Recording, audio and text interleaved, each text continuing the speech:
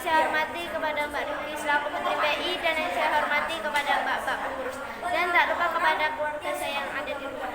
Perkenalkan, nama saya Niswatun dan nanti saya akan mempresentasikan dua tentang akhlak mulia. Yang pertama yaitu hak asasi ibu dan bapak. Yang pertama yaitu tidak mentang-mentang perintah ibu dan bapak. Yang kedua yaitu tidak menyakiti ibu dan bapak.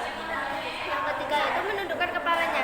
Jadi kita kalau ingin lewat di depan ibu bapak kita harus menundukkan kepala. Dan yang ketiga, yang keempat yaitu tidak berjalan di depannya. Jadi kita harus menunduk. Dan yang selanjutnya itu berbuat yang baik.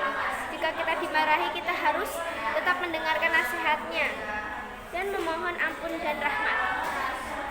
Menjauhi yang buruk. Jadi walaupun kita tidak dikasih uang, kita tidak boleh memarahi ibu kita. Dan yang terakhir yaitu tidak boleh membantahnya. Dan yang kedua yaitu hak asasi kerabat. Yang pertama yaitu hubungan silaturahmi. Dan yang kedua yaitu bersikap rendah hati. Jadi kita kalau sama kerabat kita harus bersikap rendah hati. Dan yang ketiga yaitu tanpa menyakiti. Jadi walaupun kita bermain di rumah kerabat kita tidak boleh menyakitinya. Karena itu pun masih ada hubungan saudara. Dan yang keempat yaitu bersabar. Dan yang kelima yaitu tutur kata. Dan yang keenam yaitu menanyakan tidak kehadiran seperti yasinan dan menolong semampunya. Jadi kalau kerabat kita sedang terkena musibah, kita harus menolongnya walaupun dengan sedikit. Dan menjauhi segala kejahatan. Jadi kita itu tidak boleh bersangka buruk seperti mencuri atau mengambil barang-barang yang berharga atau yang disayang oleh kerabat kita.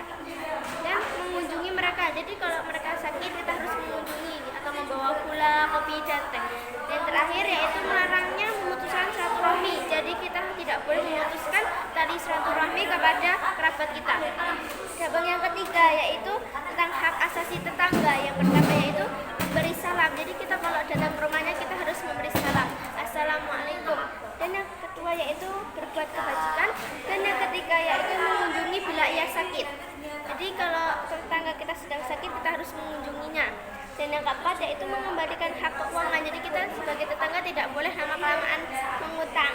Dan yang kelima yaitu tidak memandang kaum wanita.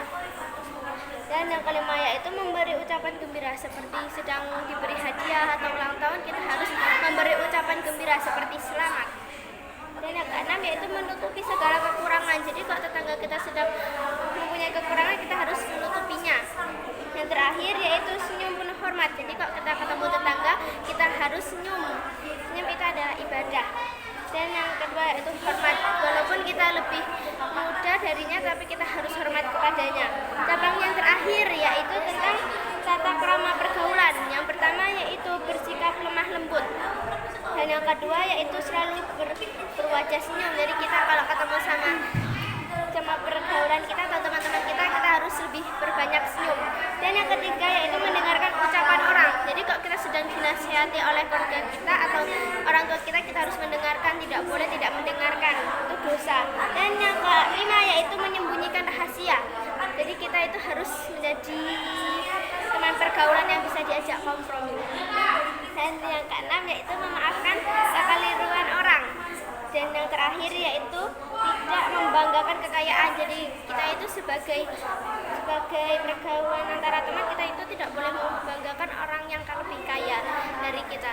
Sekian dari saya, apabila ada salah kata saya mohon maaf sebesar-besarnya. Saya akhiri, wabillahi taufiq wal hidayah. Wassalamualaikum warahmatullahi wabarakatuh.